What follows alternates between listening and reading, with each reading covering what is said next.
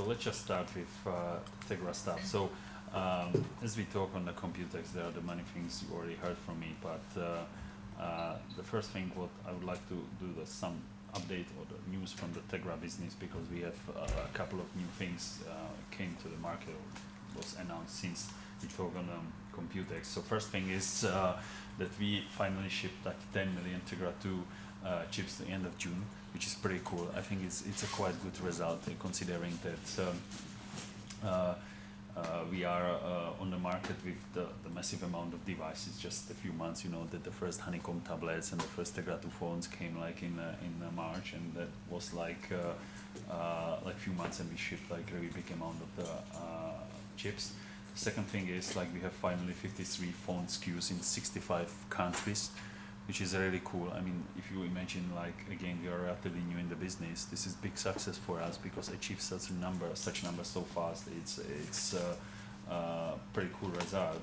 And then of course we are powering the world finest and the lightest Galaxy Tab 10.1, which was announced like a few weeks ago in the Europe and a couple of months ago in the US.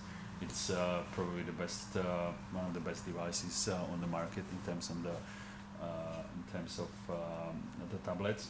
And then we have a couple of new phones. Fortunately, I don't have them here yet because they are just on the way. They should arrive probably tomorrow. It's the first is Samsung Galaxy Air, which is the new phone from Samsung based on the Tegra. It's now available only in Sweden. It's on the market. I think it's available from Hutchinson, from one of the telco in Sweden, and there are no more information from my side about the availability in other countries. So if you are really interested in this, you need to check with Samsung. Then we have like Photon 4G, which is one of the best phone so far launched. Many people consider this like it's probably one of the first really super phones, because they have like almost. Sorry, what? Do you see some? No. Because they have almost all latest technologies inside. They have even WiMAX there and a couple of things. It's really cool.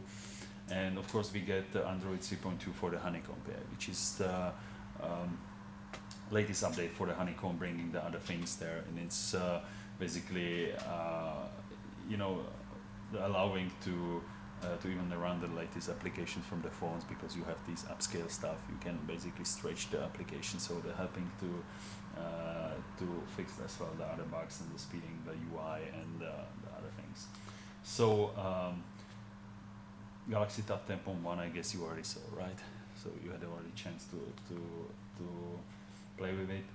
I want to little cover still honeycomb 3.1, because for some tablets it's still latest build available, and that was very important for us because we had like approximately 30% more graphics performance. The UI was quite a lot optimized. We got as well the optimization for some of our stuff we do for the 3D games.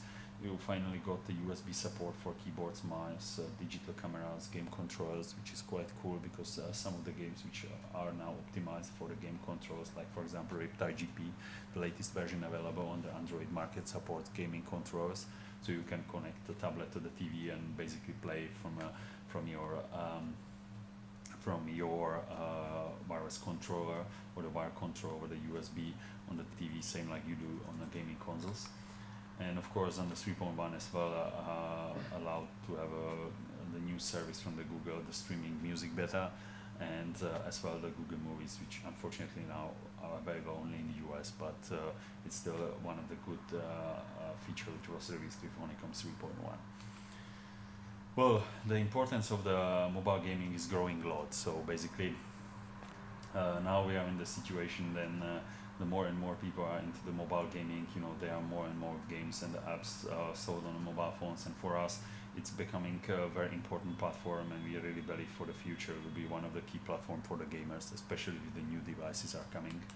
And that's why we introduced the Tegra Zone. The Tegra Zone, you know, you already had a chance definitely to play with it, but one of the news is that the last week we finally launched our Tegra.com website, which basically allows all the users interested in Tegra to see the same content you have on Tegra phones, you can see on the website. So basically before there was only one way how to experience Tegra Zone and see the content, interviews, videos, just to install it on the phone. Now you can see the same content on the website, even if you are not owner of the phone, or if you are not owner of the Android devices. You will just go to www.tegrazone.com and you can see all the content.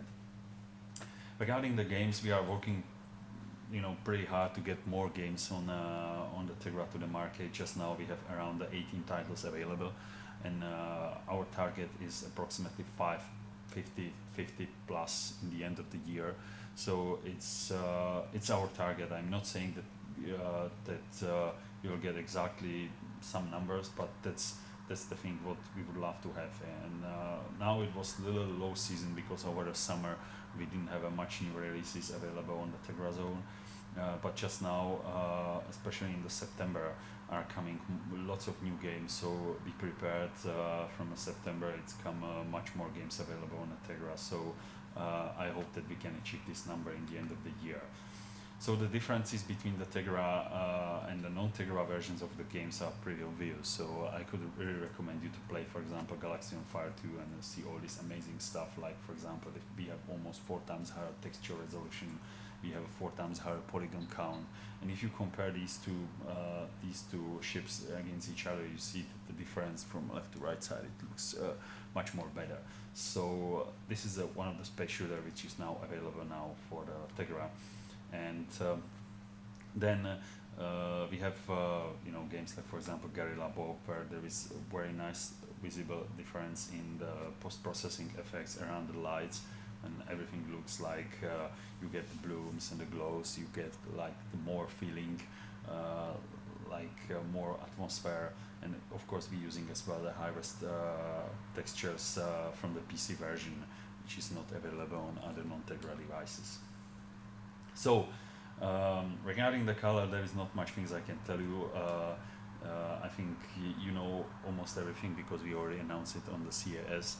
So we have this will be the world first mobile quad-core. It's with the 12-core Nvidia GPU. It should be approximately 5 times faster than Tegra 2. And as we mentioned before, this will be available on this fall. So that's the thing what I can basically tell you regarding the Kal-El. And our roadmap didn't change at all. So basically we are slowly now below the Kal-El, then we get the Kal-El, and then we are getting next year Wayne, then Logan and Stark, when the Stark will be like 100 times faster in compared to the Tegra 2 today, which is like a huge step. So you can imagine that in a few years that this will be like the device could be easily faster than today the fastest solutions.